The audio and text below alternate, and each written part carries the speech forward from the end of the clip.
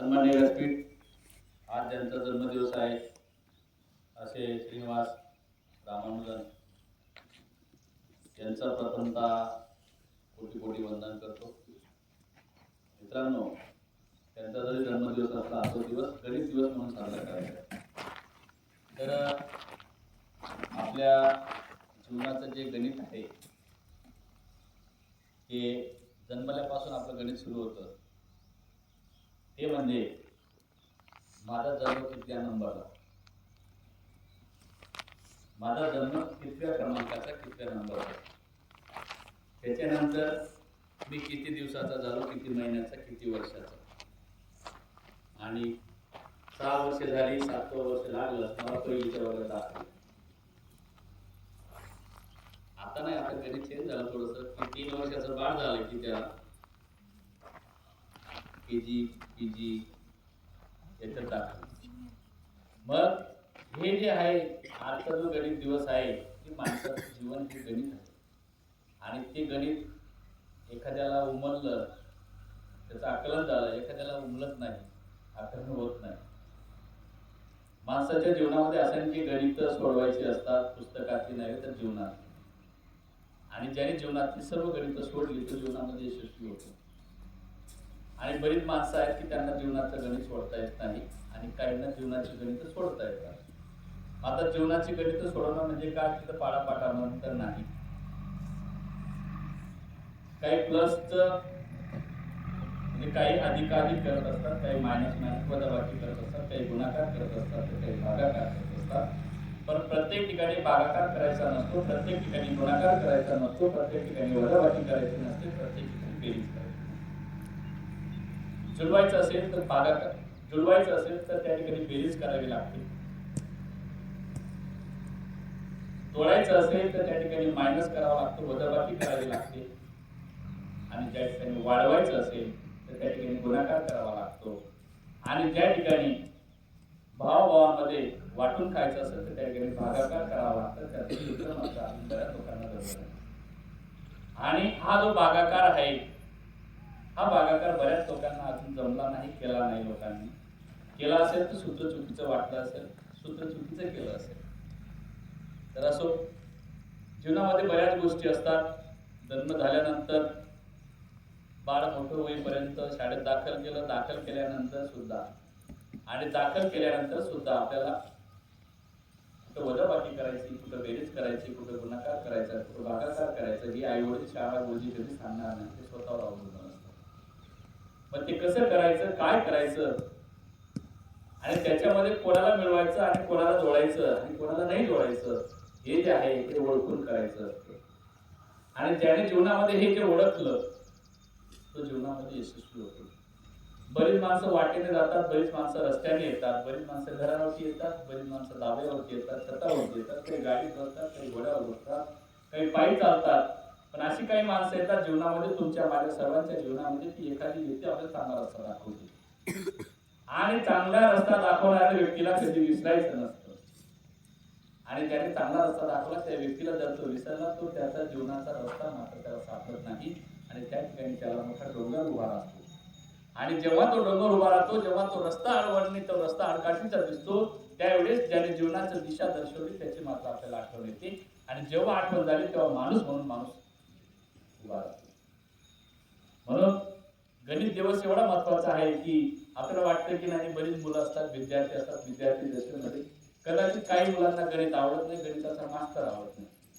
तर मी तर म्हणतो, जीवनामध्ये ज्याला गणित आवडलं, गणिताचा मास्तर आवडला, तो जीवनामध्ये यशस्वी झाला. माझे गणिताचे गुरुजी होते BS पाटील नावाचे शिक्षक. तर मला गणित कमी जमायचं, आपल्या चुका पण सांगायच्या, आपला कमीपणा पण सांगायचा. जो आपला कमीपणा सांगतो तो जीवनामध्ये यशस्वी होतो. तर माझ्या गणिताच्या गुरुजींनी मला सांगितले, तुला जरी गणित जमत नसलं पण तू माझा कंटाळा करू नको आणि गणिताचा कंटाळा करू नको. तू गणिताला स्वीकार, मला स्वीकार, तेव्हा तुझ्या जीवनाचं गणित चांगलं जमेल. आणि खरंच मित्रांनो, ज्याने ज्याचा कंटाळा केला, ज्याला स्वीकारलं, त्याला जीवनामध्ये यशस्वी होता येते. बरेच मुलं असतात, आज जरी इंग्रजी दिवस नसतात तरी मी म्हणतो की बरेच मुलं असतात त्यांना इंग्रजी जमत नाही, त्यांना कठीण वाटतं. मग ते इंग्रजीला पण विसरतात आणि इंग्रजीचे शिक्षक त्यांना नकोसे होतात. परंतु नाही, त्याच्याशी जमून घ्यायचं असतं. आणि जर तुम्ही त्याच्याशी जमून घेतलं तर इंग्रजीच्या शिक्षकाशी पण जमलं आणि इंग्रजीची त्याचं जमलं, त्याचं सगळ्यांशी जमलं असं मला हरकत नाही. आपल्याला वाटतं की मराठी खूप सोपी वाटते, परंतु नाही मित्रांनो. मराठीचे काही शब्द असे की जे शब्दकोश मध्ये नाही, पण त्याची जी भाषा आहे, त्याचा जो अर्थ आहे तो एखाद्या बकऱ्या चालणारा कळतो, परंतु पीएचडी झालेल्या माणसाला कळत नाही. असे मराठीचे काही शब्द आहेत.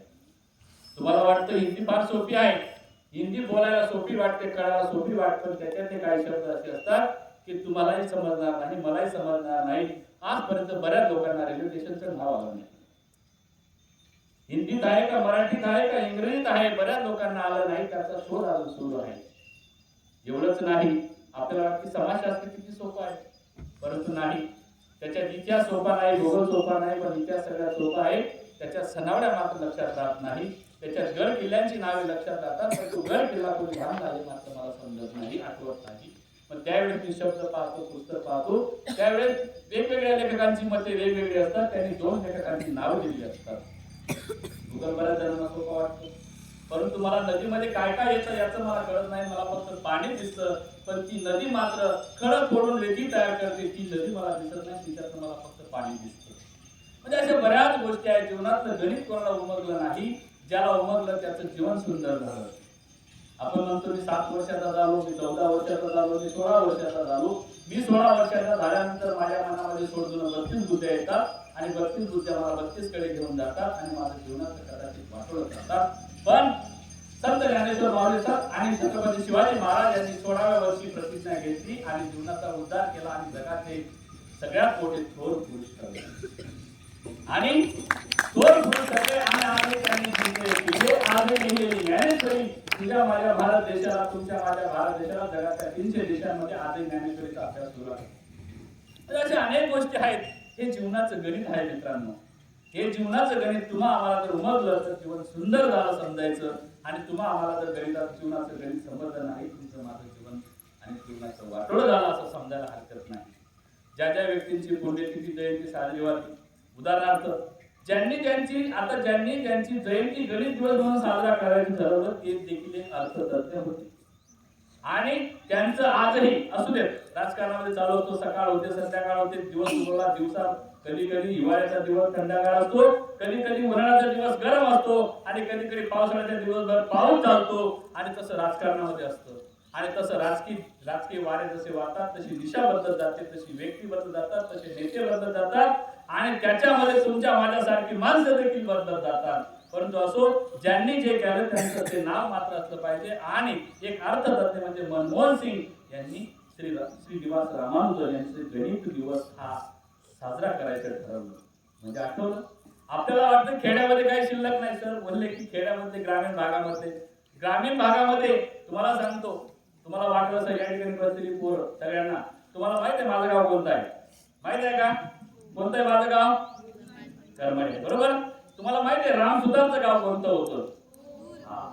हे लक्षात ठेवायचं. म्हणजे मी तुम्हाला माझं गाव याच्यासाठी विचारलं की तुम्हाला लगेच राम सुतारचं नाव गाव लक्षात राहील. राम सुतार गोंदूर धुळे जिल्ह्यातले होते आणि जगातल्या 300 देशांमध्ये त्यांचे पुतळे गेले. जन्माचं गणित किती आहे. खेड्यात जन्म झाला आणि खेड्यात झाल्यानंतर दिल्लीच्या जे आर्ट ऑफ मास्टर स्कूल मध्ये त्यांनी ऍडमिशन घेतलं. त्या ठिकाणी ती कला विकसित केली. तुमच्या माझ्याकडे भरपूर कला असतात. आता मी या ठिकाणी खडा उचलून त्या पोऱ्याला मारला. का मारला असेल? की तो मातीचा गोळा करत होता. अरे बाळा, तू मातीचा गोळा करतो, दिवाळीच्या सुट्टीमध्ये मोठा चिखल घेऊन दिवाळीच्या सुट्ट्यांमध्ये पूर्वी किल्ला बनवायची पोरं, तू किल्ला बनव. तो किल्ला बघायला 4 पोरं येतील, 5 पोरं किल्ला बनवतील. म्हणजे ह्या ज्या गोष्टी आहेत, तुमचं माझं जीवनाचं गणित असंच आहे की या जीवनाच्या गणितामध्ये तुम्हाला मला जीवनाचं गणित सोडवायचं आहे. आणि ते सोडत असताना तुम्हाला सोडवताना गणिताचा कंटाळा वाटू देऊ नका, इंग्रजीचा कंटाळा वाटू देऊ नका, मराठीचा कंटाळा वाटू नका देऊ, हिंदीचा कंटाळा वाटू नका देऊ, समाजशास्त्राचा मुळीच वाटू नका देऊ. कारण तुम्हाला जर साहेब व्हायचं असेल तर 20 मार्क समाजशास्त्रासाठी असतात. 20 मार्क समाजशास्त्रासाठी असतात. ती नदी, तो जरा, ती शिक्षण आणि तो सनावडा, तो इतिहास आणि तो किल्ले, ते धरणं, त्या भिंती, देशाला लागून कोणता देशाला लागून कोणती भिंत, किती क्षेत्रफळ आहे, या देशाचं किती क्षेत्रफळ आहे, किती क्षेत्रफळामध्ये कोणत्या देशात कोणत्या भागामध्ये कोणती पिकं घेतली जातात. म्हणजे ह्या ज्या गोष्टी आहेत तुम्ही म्हणाल नाही मला एमपीएससी साठी फक्त 20 मार्क का नाही, तुम्हाला 150 मार्कांचा अभ्यास करायचा आहे, तुम्हाला 200 मार्कांचा अभ्यास करायचा आहे आणि 200 मार्कांपैकी तुम्हाला 190 मिळवायचे आहे. त्या दिवशी तुम्ही क्लासवर होणार. नाही तर आपण वर्षानुवर्ष भोगतो. मी पाहतो, मी बऱ्याच ठिकाणी पाहिलंय, मोठ्या मोठ्या अकॅडमी असतात दिल्लीमध्ये, पुण्यामध्ये, मुंबईमध्ये. तर त्या ठिकाणी तुमचे पालक माझे पालक नाही, पण तुमचे पालक एवढा खर्च करतात, खूप मोठा खर्च करतात. मोठ्या मोठ्या अकॅडमीज असतात, त्या ठिकाणी त्याची फीस भरली जाते, त्या ठिकाणी राहायला खायला सगळं दिलं जातं. काही मुलं असतात अर्ध वेळ अकॅडमी मध्ये पार्ट टाइम मध्ये शिकतात आणि पार्ट टाइम मध्ये कुठेतरी छोटा मोठा व्यवसाय करतात, उद्योग करतात, त्या ठिकाणी रोजंदारी करतात. तुम्हाला अनेक उदाहरणं दिलेत. हॉटेलमध्ये वेटर म्हणून काम करणाऱ्या पोरांचं उदाहरण दिलेलं आहे. म्हणजे हे देखील जीवनाचं गणित आहे मित्रांनो. हे जीवनाचं गणित ज्याला समजलं त्याचं जीवन उज्ज्वल आणि भविष्य त्याचं उज्ज्वल. म्हणून आजचा दिवस गणिताचा आहे आणि हे जे विचार आहेत श्रीनिवास रामानुजन यांचे आहेत. 32 वर्ष जगले. 32 वर्षामध्ये पहा, नाही तर आपण 62, 72, 75, 85, 95, 90, 92 आणि एका गावामध्ये 105 वर्षाचा म्हातारा मेला, त्याचं मोठे मोठे बॅनर लावले आणि 105 वर्षाच्या म्हाताऱ्याची पेपरला सुद्धा स्टोरी आली होती की वयाच्या 5व्या वर्षी काय केलं, 7व्या वर्षी काय केलं, 9व्या वर्षी काय केलं, 12व्या वर्षी काय केलं, 16व्या वर्षी काय केलं आणि बाबाने 18व्या वर्षी काय केलं होतं तुम्हाला माहिती का? बाबाने 18व्या वर्षी गावाची नदी नांगरली होती, म्हणजे त्या गावामध्ये पाण्याचं स्रोत वाढवण्याचं काम केलं होतं. म्हणजे त्याचे 105 वर्षाचा इतिहास एवढा मोठा होता. म्हणून आपला जर 65 वर्षाचा असेल तो देखील आपला इतिहास मोठा असला पाहिजे आणि त्या इतिहासात आपले गणिताचे आकडे जसे मोजले जातात तसे मोजले गेले पाहिजे आणि ते जीवनामध्ये त्याची प्लस मायनस गुणाकार भागाकार केला गेला पाहिजे. ह्या गोष्टी आपण लक्षात ठेवल्या पाहिजे. म्हणून मी तुम्हाला हे जे विचार मांडले हे कदाचित माझे नसावेत असं मी म्हणतो. हे जे विचार आहेत श्रीनिवास रामानुजन यांच्यासारख्या महान विभूतींचे असतात आणि अशा महान विभूतींना मी कोटी कोटी वंदन करतो. थांबतो. जय हिंद, जय महाराज, जय